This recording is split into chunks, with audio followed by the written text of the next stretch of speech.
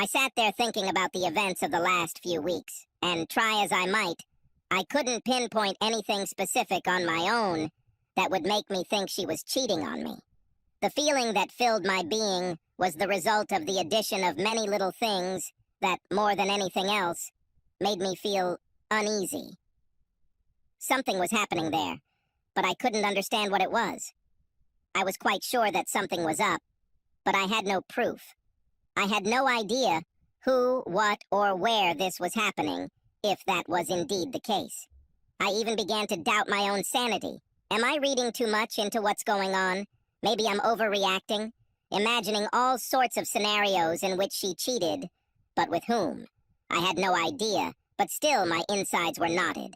I felt, rather than knew, that something was happening. Maybe this was the very beginning of an affair, maybe a one-time use. The more I tormented myself with thoughts and fantasies, the more confident I became in a strange way. I had been thinking like this for what seemed like weeks, but how long did it go on before I became even slightly aware that something was wrong? I took another sip of my JD. The ice clinked in the glass, telling me it was time to pour more. I caught the bartender's eye, and he nodded. He slid along the counter and replaced my glass with another double JD on ice. He smiled slightly at me, as if reading my thoughts. He had seen that look many times before. His gaze was supportive and at the same time compassionate, as he recognized the pained look in my eyes. JD's sweet taste warmed my mouth and throat as I took another sip. I should calm down, I decided, looking around the bar and noticing a handful of other people drinking. It was quiet. The low hum of chatter simply filled the room with unintelligible words and added background to my personal growing sense of unhappiness. There was no joy here. The faces of the customers who filled the bar were expressionless. No one stood out. Everyone was plain and average in every way. The only woman in the place, who looked to be in her 40s, a little overdressed for the time of day and place, and who looked perhaps a little desperate, was being treated to drinks by an older guy. He looked like he was hoping for luck, and looking at her, he didn't have to try so hard. I thought she already had his number. The other souls seemed to be simply passing the time, while the rain fell outside and further dampened the mood, and soon each of them would run out of reasons to stay in the sanctity of the bar and head home. I still haven't decided what I'm going to do. So, what's the story? I turned in the direction of the voice. She looked at me and her eyes penetrated deep into my soul. I thought I opened my mouth to speak, but no words came out. She stood in the dimly lit bar, dripping with water, as she began to take off her coat. "What are you doing here, Sammy?" "I was worried about you, and I had an idea that I would find you here. So here I am. Do you want to talk?" I looked at her, and my mind tried to regain some balance as I looked at her. "Are you worried about me?" "Why? What do you mean?" I looked at her, trying to understand what she was thinking, worrying if she was trying to trick me somehow. Can I trust her? I took a sip from my JD and ordered her a vodka and Coke, which the bartender served with some style, smiling at the sight of Sammy. She caught his eye as he serviced her, smiling one of his sweet butter-won't-melt smiles as his gaze slid over her full breasts, jutting out beneath her tight blouse. Sammy waited until the bartender walked away before saying anything else. Her eyes were wary as we looked at each other, uncertainty, fighting for position and advantage. "Well, it all has to do with how you've been acting lately. You look like you have the world's worries on your shoulders. Don't you just want to tell me what the hell is going on?" I looked into her brown eyes for a moment before looking away. She always knew how to read me like an open book. That was what I always liked about her. We got along. We also seemed to somehow understand each other. We had arguments, but we never fought about anything. We've always been direct and honest with each other. Well, up to a point. What was left unsaid was simply understood. "Sammy, I'm fine and we're fine. You don't really have anything to worry about." I looked at her as she took in my words. I could see she didn't buy it. My heart sank and I tried to brush it off, but I could see it wouldn't go away. Sammy took a slow sip from her glass and looked straight into my soul again. "Oh my God, this is it," I thought. She placed the glass on the table in front of her, then clasped her fingers together and leaned forward slightly towards me. "I know. What? I know what's going on. I don't understand what you mean. I tried to bluff. For God's sake, Steve, I know. So let's be honest with each other and stop fooling around. The bartender caught the last few words, and his head turned just enough to try to catch more of what he assumed must have been something juicy. Let's sit in one of the booths. It's too public, in my opinion. I saw the disappointed look on the bartender's face as we stood up and walked across the bar to one of the side booths. We sat opposite each other like prize fighters waiting for the other to strike. Okay, so what do you think you know? I fought in the tournament. Nice try, Steve. You know you can't lie to me. We've known each other too long, and I do. So tell me about it. You know you need to talk to someone, so put it out there. I've known Sammy since I was 17. She was always there and had a bit of a crush on me for a time when I started dating her sister Claire. Claire was 3 years older, and we started dating when we were both 20. Sammy and I always got along, much to the displeasure of her older sister. They were as different as chalk and cheese in many ways, but their personalities were common, as evidenced by the many quarrels between the sisters over the years. 2 years later, we were married and had what I thought was an idyllic future. We both worked decent jobs and earned enough to at least make life comfortable. My sister-in-law Sammy had fun in her late teens and early 20s, and now, at age 25, was looking for something more grown up. I felt like she had sown all her wild oats and turned into someone that I thought any guy would be lucky to get close to. Claire and I have been married for 5 years. Well, we'll be 5 in a month when our anniversary arrives. That's if we go that far, I thought. Sammy is a very attractive woman and someone I considered a friend as well as my sister-in-law. I looked at her, and my eyes began to fill with tears as I searched for words to explain how I felt, but still, her words, "I know," rang loud and clear in my head. She reached across the table, and her fingers stroked mine before squeezing them tightly, a sign of support, and even more as I felt my heart slowly breaking. "Okay, Steve, if you don't tell me, then I will. She's cheating on you. I think you know this." "Of course I know. What are you going to do about it now?" My eyes widened when I heard those words, but still refused to understand as I stubbornly tried to make sense of what I knew and what it meant. I didn't want to hear anything anymore. In my opinion, if I didn't really know, then it couldn't have happened, and then it couldn't have hurt me. I wouldn't have to deal with it either. Sammy looked at me. She saw the glassy look I gave her. Was it shock or denial? "Steve, I love you dearly, but for God's sake, wake up." I'm sure it's some kind of misunderstanding or something. I tried to slip it under my arm and also tried to mislead myself even more. Sammy's eyes suddenly flashed with rage. She reached out and hit me in the face, damn hard. The bartender looked at me and stopped wiping the glass he was holding in his hand. "Is everything all right there?" I raised my hand. "Yes, of course. There are no problems here." I raised my hand to my cheek. The heat of the slap made it glow, and I was sure Sammy's perfect handprint was there too. "Sorry, Steve, but you drive me crazy sometimes. You know how much I care about you, and I can't stand to see you hurt like this, so be wise and courageous. This is happening, and we need to do something about it."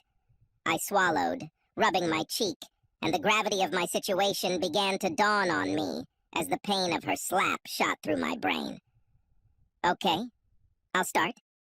I'm sure you at least suspect something, but I'll continue anyway.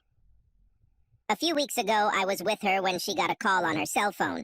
She left the room to answer, which was a strange thing to do, wasn't it? We're sisters, damn it. What could she be hiding from me? I nodded, fearing the worst. But as I sipped my JD, she continued. I just thought it was weird, so when I had the chance, I checked her phone. She's so trusting. There was no lock code on it. The call was from a guy who was in her contact and introduced himself as Robert. I didn't know about any Robert or Bob, but thought I'd keep an eye out for any recurrence. "So who is this guy, Robert or Bob?" I asked, trying to rack my brain for any information about this name. I actually found out who he was about a week later. "This is a guy she knew years ago, before she even started dating you. Anyway, it looks like he contacted us through one of those social networks or a chat site or something like that. It looks like they've been messaging each other for a few weeks now, too. But I didn't know anything about it." All I knew was that there seemed to be little things going on that somehow stayed apart. Yes, I know, but it was all part of what they did. Nothing obvious, but it just seemed like everything was falling into place for them. So it's just a couple of friends texting each other. Reliving old times or something? Yes, it seems. Anyway, that's how it all started. Are you saying that something happened? Yes. Are you saying that you didn't notice anything suspicious? Only that it seemed like circumstances were conspiring to keep us apart, and of course the obvious lack of opportunity to have fun. Sammy looked at me with a look of disbelief on her face, as if I was stupid. What? I stared back at her. Steve, I love you dearly, but damn it, get your head out of your ass. Reality sank deeper into my drugged brain as her words became more real by the minute. Damn, I thought this was serious. I took another sip and gathered my courage. How far do you think it went? Or do you know? Sammy looked at me. Her eyes sparkled and looked away for a split second. That was all the answer I needed. When? How? Where? I asked quickly. My mind was now playing catch-up as I felt rage begin to boil inside me. The race between logic, common sense, and pure animal rage has begun. I know she's met him at least 3 times in the last 2 weeks. At first, I was not sure, and only 2 days ago I found out for sure that it had progressed. I was having lunch with one of my friends, who works with Claire, and she let it slip. I didn't show it at the time, and she hid it well, so I let it slide. It turns out she met him twice for lunch, and at least once for dinner one evening last week. Is this consistent with what you noticed? I looked at her, taking in her words. There have been a couple of times recently where I called her office to set up a lunch meeting and she wasn't there or she just left. Was this when she met him? Then last week she had a seminar that she simply had to attend. It was announced late and scheduled for after work. That evening she returned home late, after 12 o'clock. Reminiscing about the past, she came and said it had taken a long time and the team went for a drink at the hotel bar to relax before leaving. I also remember that there was no sex that night, and she also took a shower before bed. My mind was racing. My brain was confused as I perceived these hurtful facts, each of which increased the agony and turned the knife that was firmly stuck in my heart. To hell with all this! I suddenly spat. Sammy looked at me, and now there was concern in her eyes. Steve, what are you going to do? Don't do anything stupid. She shouldn't get you into trouble with the law. I looked at her, and from the expression on her face, I knew that she had noticed the change. My face seemed like stone, and my heart was now a block of granite. My body was preparing for what was to come, and she could see it. To hell with all this! I will not put up with this under any circumstances. This will stop. I'll stop this. There is no place in my life for a cheater. She will pay. He will pay, too. My eyes glazed over as rage bubbled up inside me. My muscles tensed and my fists clenched. I've never been a violent guy. I had my share of confrontations when I was younger, but I never looked for trouble. Sometimes you just have to take a step forward and face the truth, which is what I did then. I was just a little out of practice, that's all, but it had to be fixed, and quickly. Steve, whatever you're up to, take a step back. Think about it, and don't rush without a plan. Otherwise, everything will go to hell. You need to think and prepare. Otherwise, you will end up getting burned. Her words saturated my rage, seeped into the rational part of my brain and made sense. In a weird way, it helped me calm down a little and realize that what I suspected was actually true. So at least I wasn't going crazy. Do you think she's there now? I looked at Sammy. I saw that her eyes filled with tears, and the tear began its lonely path down her pretty face. Yes, I know that she is with him now. That's why I came looking for you. I felt rage boiling inside me again, and slammed my fist on the table. Several people in the bar turned and looked. I raised my hand to the bartender, and he gave me that half-smile again. How the hell did he know? Do you know where exactly? I asked, more hopefully than anything else. No, I have no idea, but tomorrow I'll see my friend again and find out what I can. I know he's married and has a couple of kids, although I'm not sure where he lives yet. But I'll do my best to find out if it helps. I reached for her hand, holding it tightly, and brushed a tear from her cheek. Thank you, Sammy. I know it's hard for you, but I really appreciate it, I really do. What are you going to do? She looked at me worriedly. I know I can't do what I want, at least not yet, but I'll stop it. When I do this, it will be final, and there will be no retribution, no remorse, but they will both pay. In the meantime, I will keep what is mine. I will get the evidence I need for what I decide to do next. Sammy looked at me worriedly as I finished my JD. I caught the bartender's eye, and he poured another one for each of us. As he approached, I saw that Sammy wanted to say something. I raised my hand to stop her until the drinks arrived. I handed him a banknote. Keep the change for yourself. He nodded and left. So, how long will it be before you come face to face with her? I have a lot to think about. I'll make a couple of calls tomorrow while I do what I need to do with my assets. She won't get a penny from me if I can catch her. Not a single penny. You know it will be difficult for you to be around her, don't you? Yes, I understand that, but in any case, in a sense, this has been the case for the last few weeks. I'm guessing that if she hasn't noticed it now, she won't see any change. Sammy finished her drink in one gulp and stood up. I have to go, Steve. Can we talk again tomorrow? I'll find out everything I can for you. She put her coat back on. I stood up and helped her, feeling her press against me. Crap. She looked so much like her sister. She looked up at me, and I saw tears in her eyes as I kissed her cheek. Go home. I'll be okay. I'll call you tomorrow. She smiled and turned away, and I watched her walk out the door into the dark and damp evening. I took a deep breath and sat down, wondering what to do now. One thing was certain. They will pay, and it will be fast, ruthless, and unforgiving. I don't remember much after that. Somehow I woke up in my own bed with a mouth like the bottom of a parrot's cage. My head was still spinning when I lifted her from the bed. I rolled over and noticed that I was alone, and Claire was nowhere to be seen. My senses were slowly awakening when I heard a noise downstairs. I swung my legs off the bed and tried to get up. Oh my God, what did I do to myself last night? I thought. I staggered to the bathroom and began to recover from the effects of my JD cloud. I went downstairs in a haze of pain and my joints ached. Everything seemed to hurt.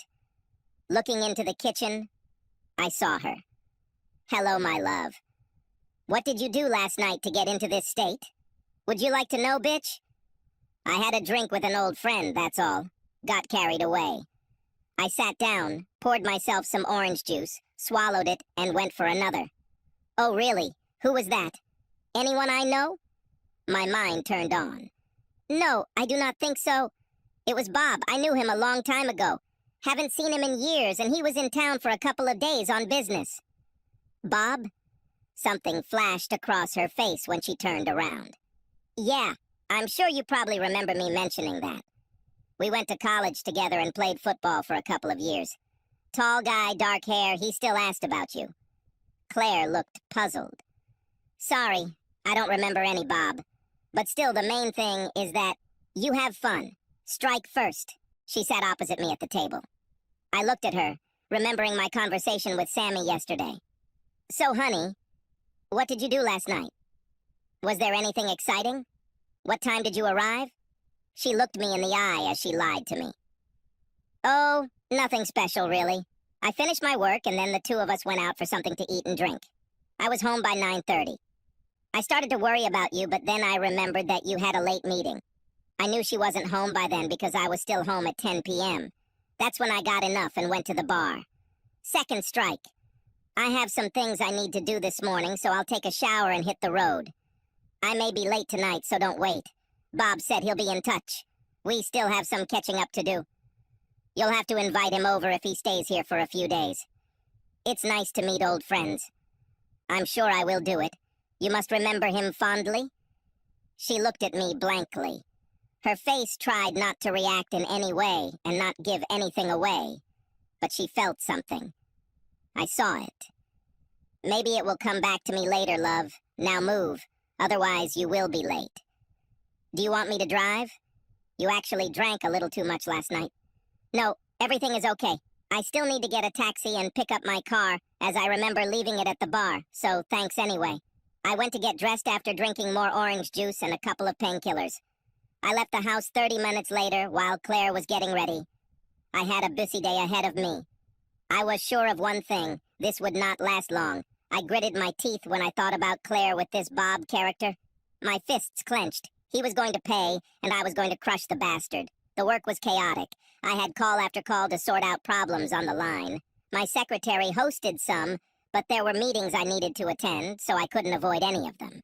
By mid-morning, the initial rush had subsided, and I had some almost free time to sort out my personal problems. I closed my office door and started checking my finances. Within 15 minutes, I had tightened the strings of my wallet and moved some cash out of reach. I also made an appointment with a lawyer to discuss a possible divorce.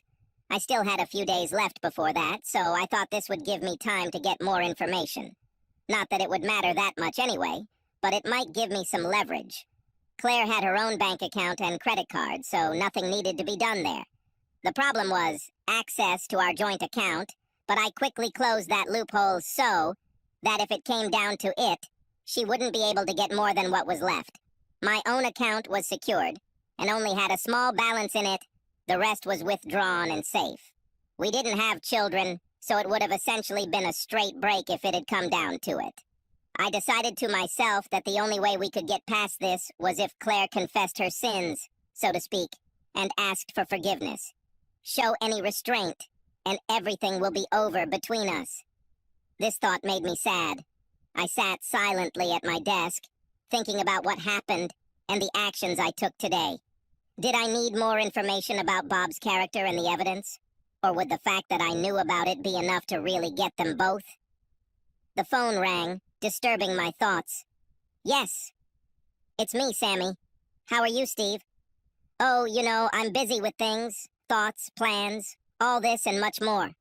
Mostly I don't understand why, but I started to make progress. I learned more about this guy from my friend. His name is Bob Stones, and he is married. I also have his address and where he works. I was able to get this without reporting what was happening. My friend knows Claire and recently saw her with him. From what she says, they are getting really hot with each other. No matter how hard they try to hide it, the signs are there, she says. Has she seen them together? I asked. Yes. They were at the Ramada the other evening after the seminar. They stayed after everyone else had left. She said they were comfortable with each other. Well, at least this is a start.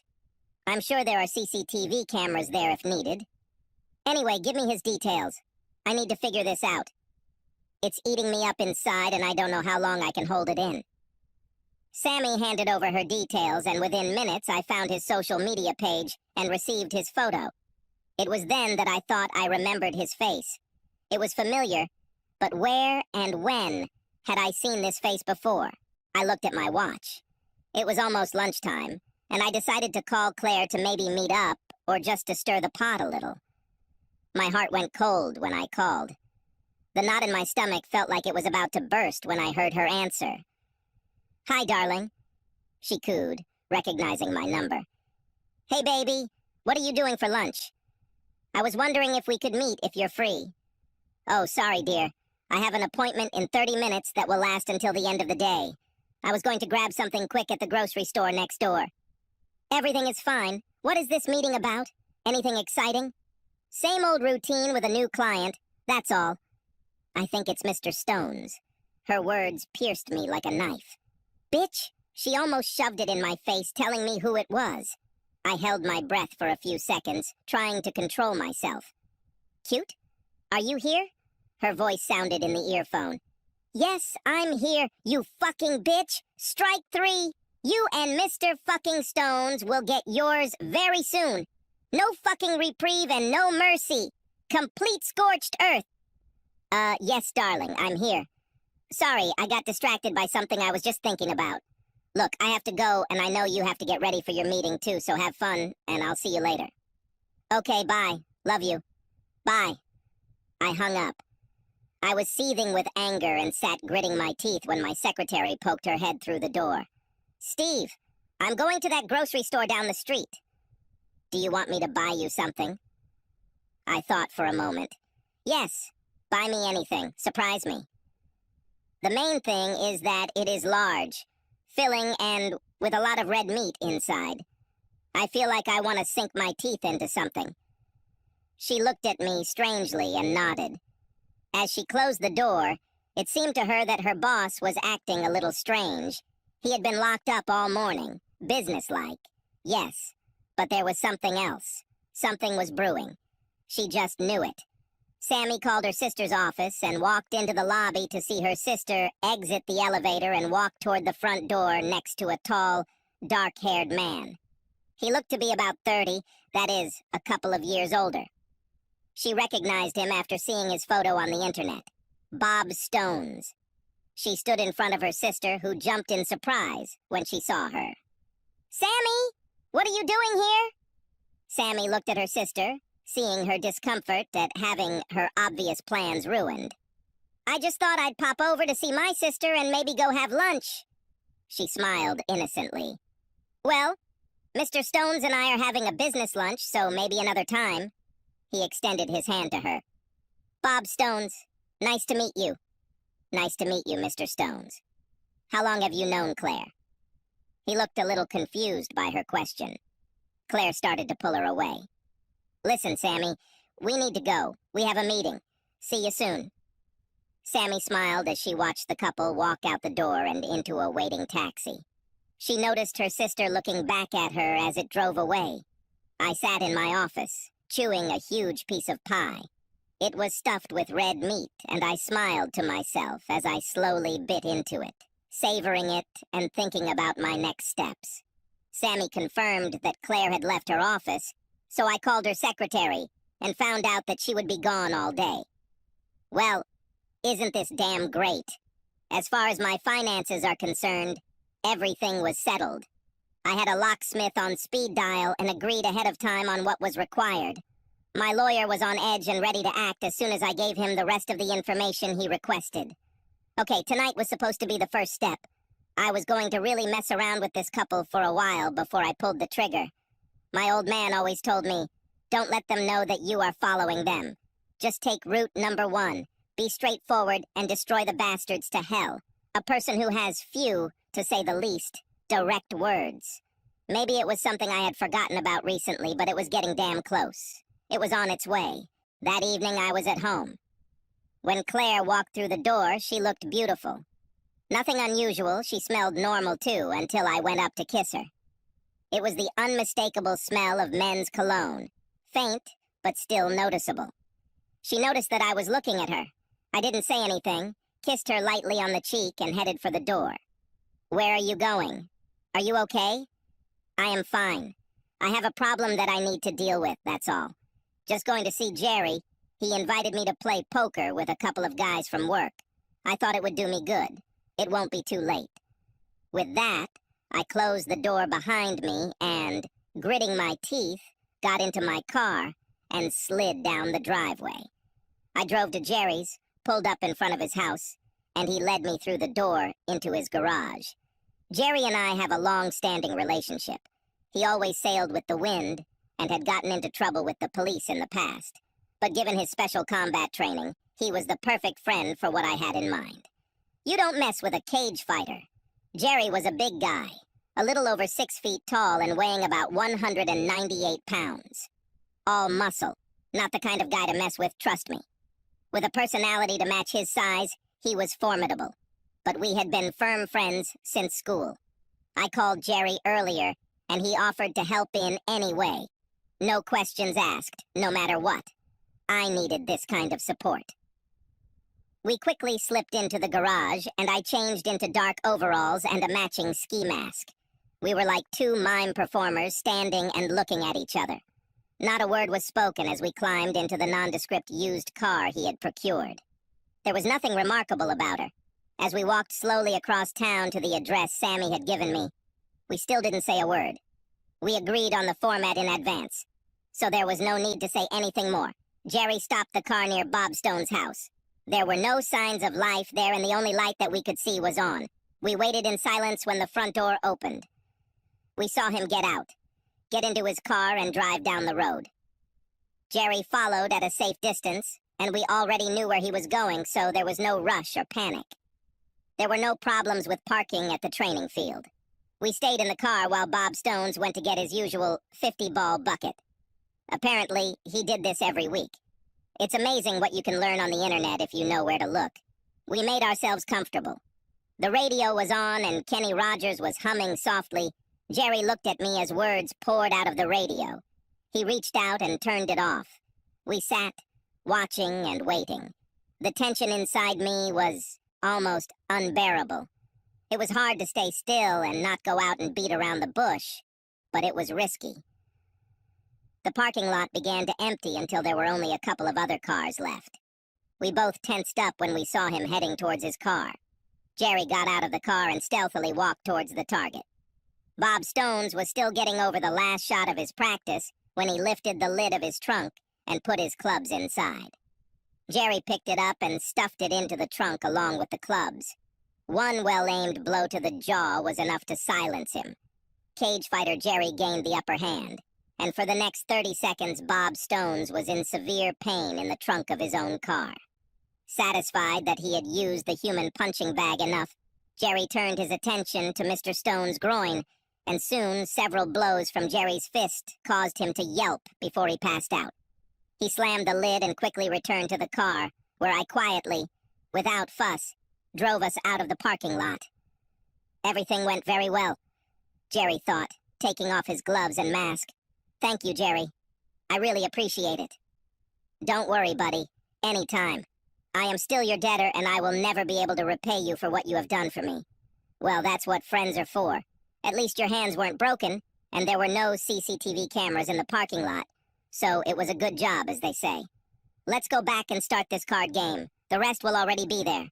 We drove back and played poker for the next 4 hours, just for fun, without high stakes. We were friends, and friends don't steal from each other. The atmosphere was good. All the guys knew what was going on and supported me the whole way. This alone made me feel good about what I knew I would also have to do to Clara very soon. But first I was going to mess with her head. I stumbled through the door just after 1 a.m. I exaggerated the amount I drank, and Jerry asked one of the guys to deliver my car. Claire stayed awake and waited. I thought it was time for an Oscar-winning performance. Darling, why are you not sleeping? I told you I'd be a little late. Are you okay? She looked at me intently. Jerry and the guys just dropped me off in my car, scared that I hit JD a little hard again. I threw my jacket onto the coat rack and missed miserably. I plopped down on the sofa and looked at her. Claire sat with her arms crossed over her chest, a look of disgust on her face. I stared at her with bulging eyes and a blank expression on my face. What? She just snorted. She was bursting with the desire to say something. Come on, bitch, post it. What's going on, Steve? Is there someone else or something else? You've been acting really strange lately.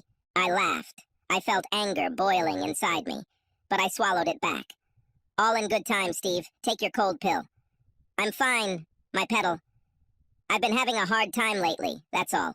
It will all be over soon. Claire looked at me. My words were replaying in her head. I have seen that.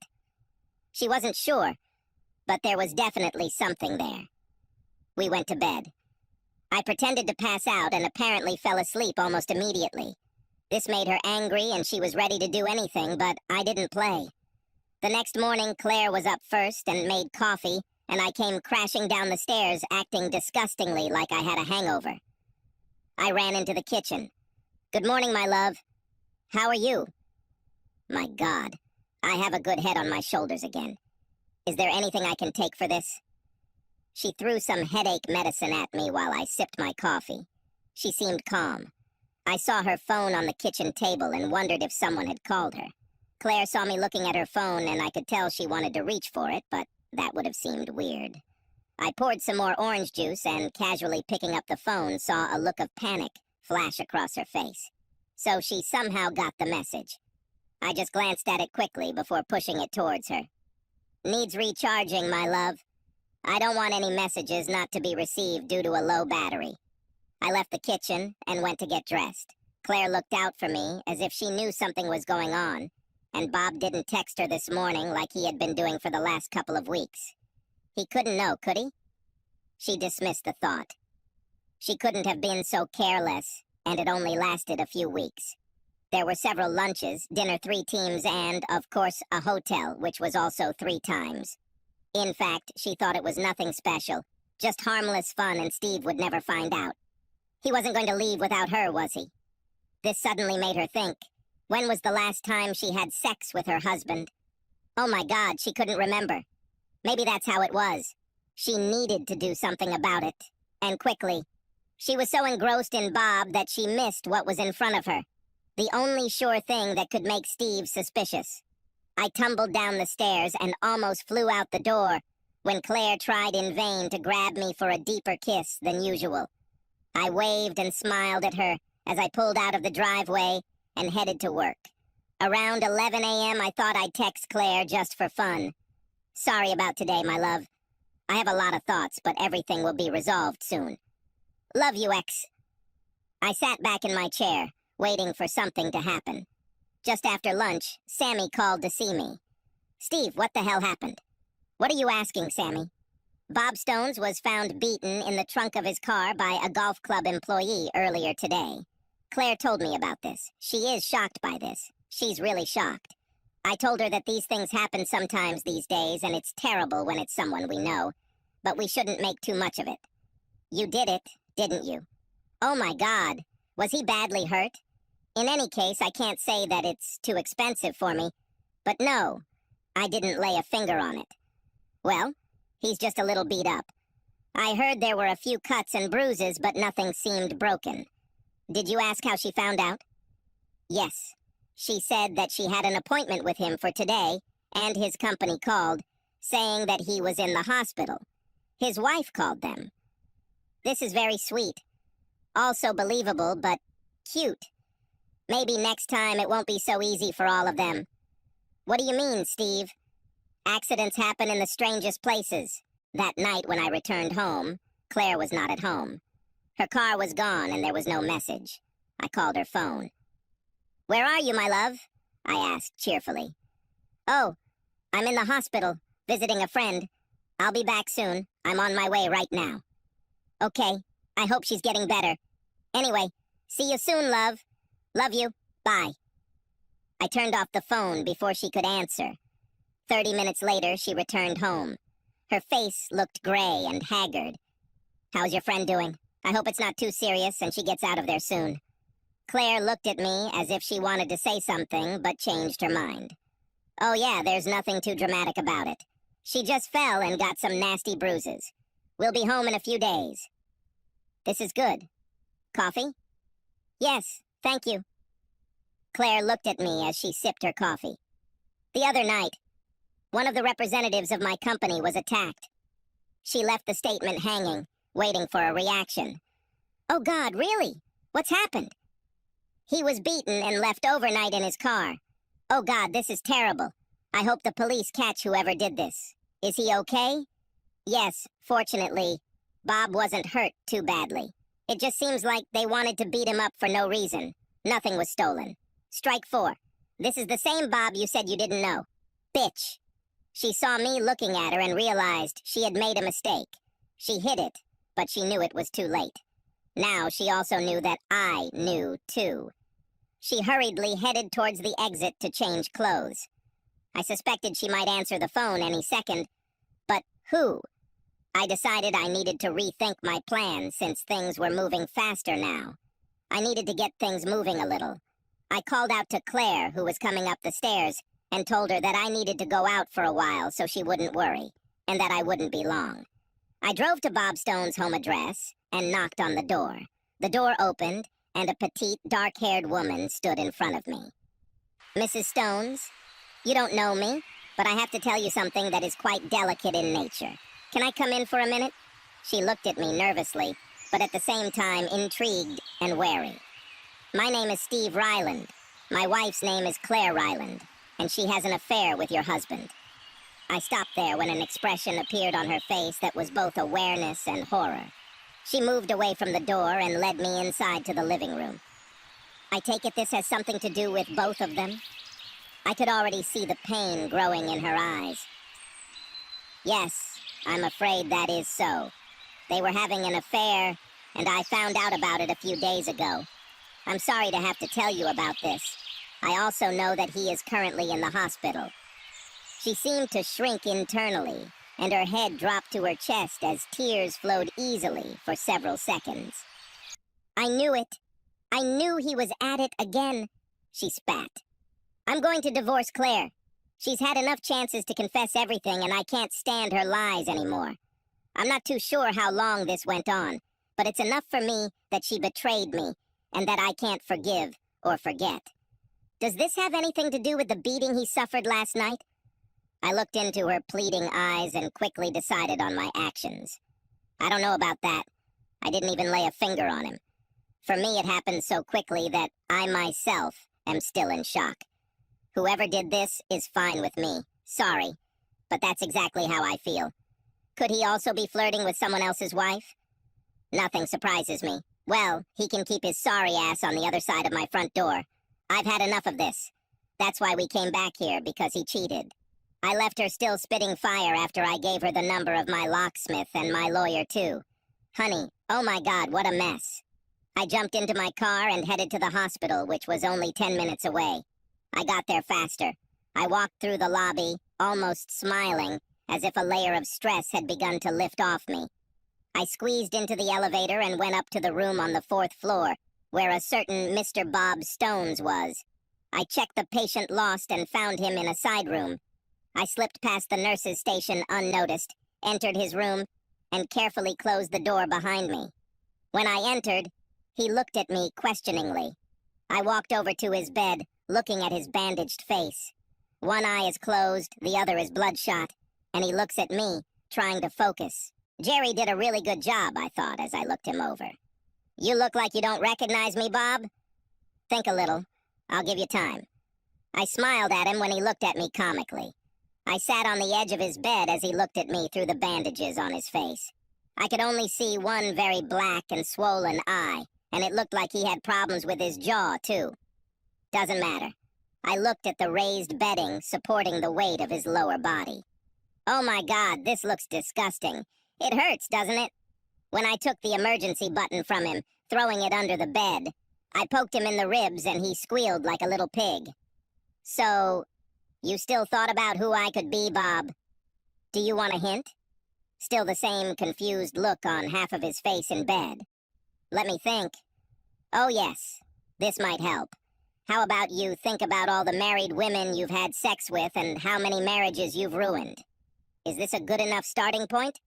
His eyes looked at me, and I could tell his mind was buzzing as he tried to put the pieces of the puzzle together.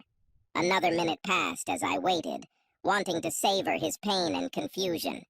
Another hint, little Bobby? Try this. I'm married to a woman named Claire. Will it work? I saw the light bulb go off when he realized who I was. Like this. You understand everything, right? I smiled like a tiger before dinner. He nodded slowly. I'm glad we've got this sorted out now. I bet you're wondering why I'm here, aren't you? Yes, of course it is. Well, I came to deliver a message from your wife. I paused and waited for him to understand. And then I made a sound in my throat. It seemed like his throat was injured, so he couldn't speak very clearly at all, no matter. She told me to send you. It's clear enough for you. Fuck off. Do not come back. The divorce will be sent by mail. Oh, and by the way, screw you. I saw a tear flow from the only eye I could see. I started laughing. He couldn't move, and I laughed some more. Watching him struggle, I leaned over him and looked into his one eye. I'm divorcing my wife because she had fun with a scumbag like you, and this is just the beginning for you, my friend. We will meet many more times. Of that you can be sure. I will ruin your life like you ruined mine. I'll never stop, so start running. Oh, and by the way, I didn't do this to you, just so you know. I wanted him to wonder who it was.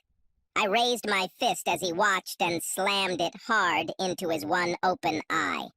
I felt something crunch, no big deal, and then another quick blow to my balls.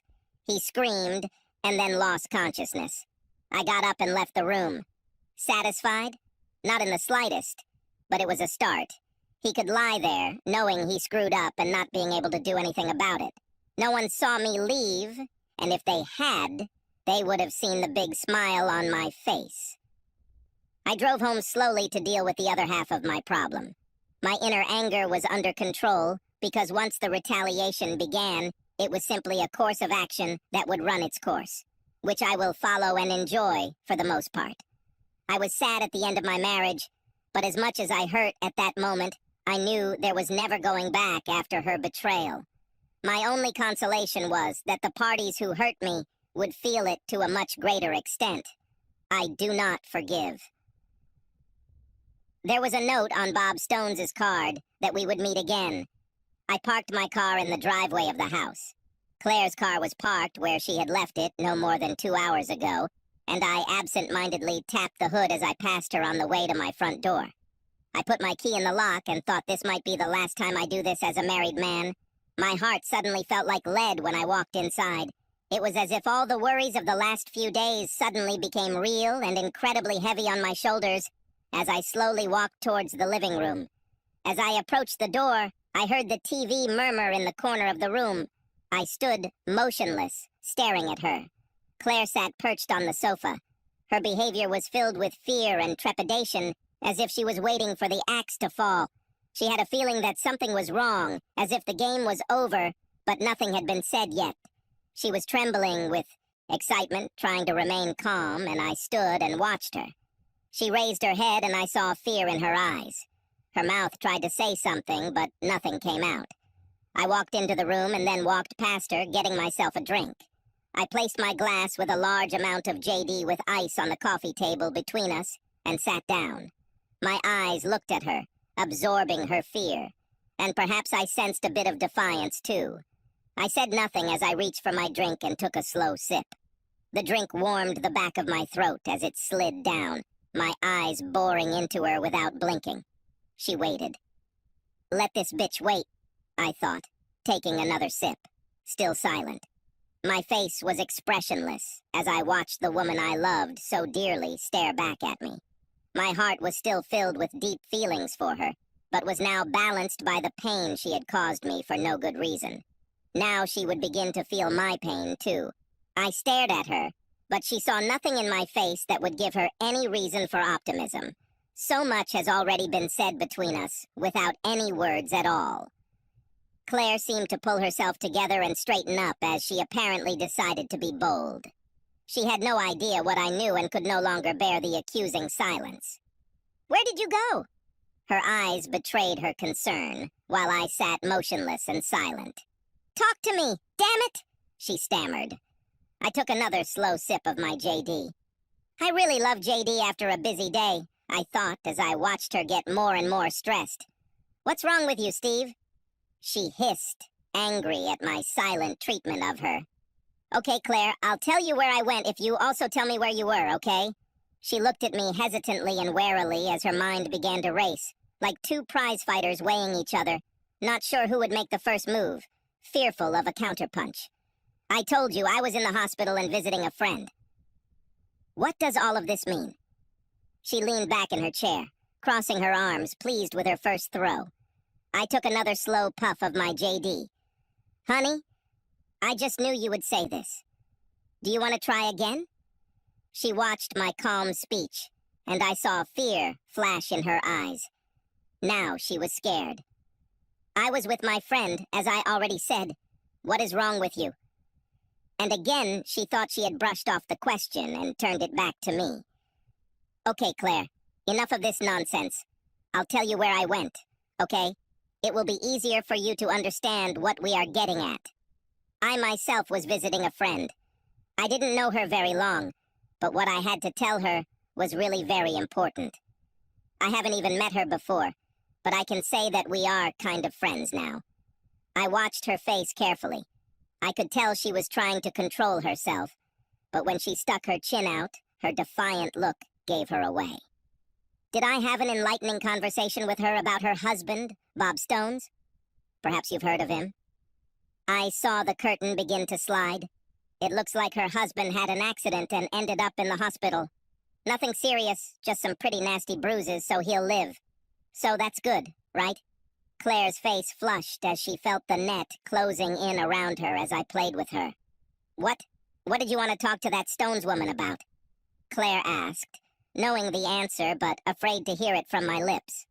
It looks like her husband is a serial philanderer, skirt chaser, traitor, or whatever you call it.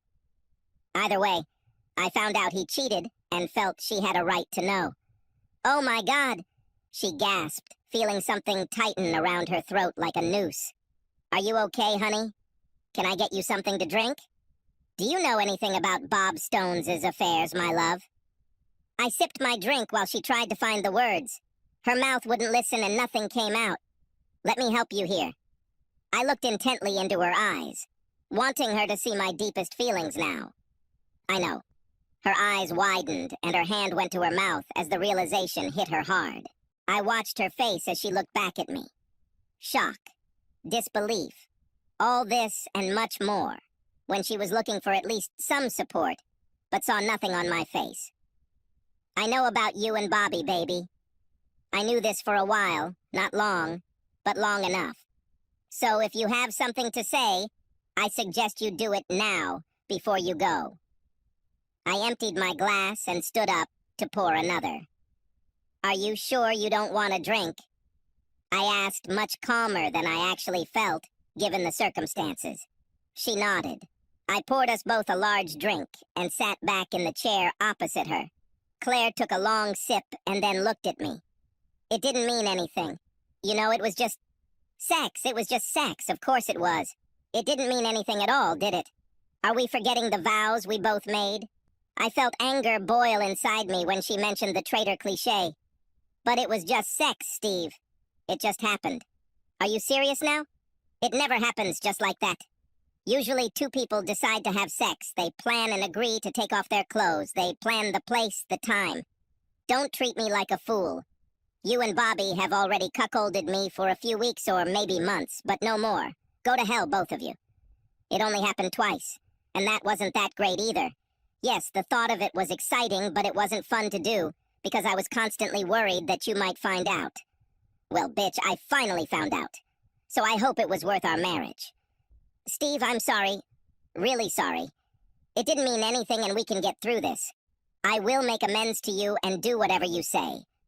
I heard myself laugh, also loud and maniacal, as she stared at me, and she was struck by the thought that had just flashed through her head that this could be serious. It was a mistake.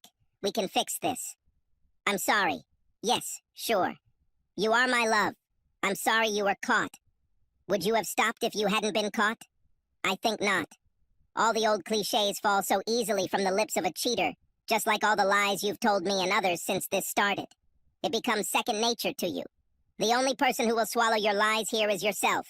Honestly, you are not the woman I fell in love with and married. I don't recognize you now. She looked at me as those words and the depth of my heart began to penetrate her deceptive facade. Crap! This was serious. What can I do, Steve? Will I do anything? It's okay, we're done.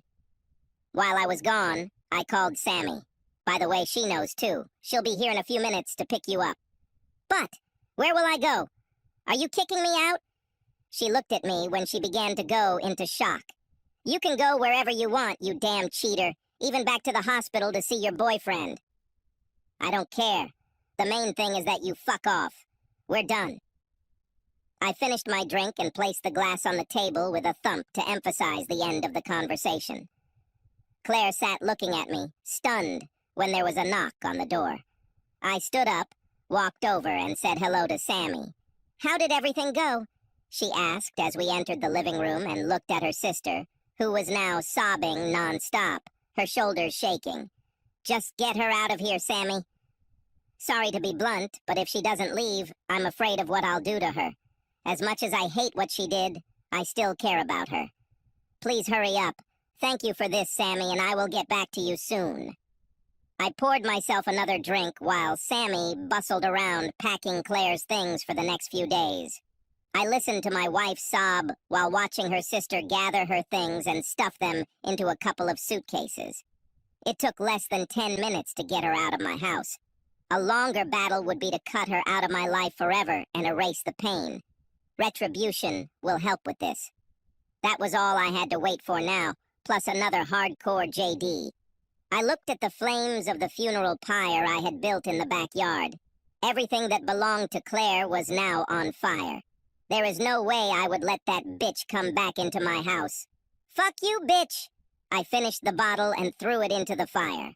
Subscribe to our channel so that your second chaff doesn't cheat on you, and go ahead and listen to the next story, because this story is nothing compared to the next one. If you're under 18, don't even think about listening to the next one.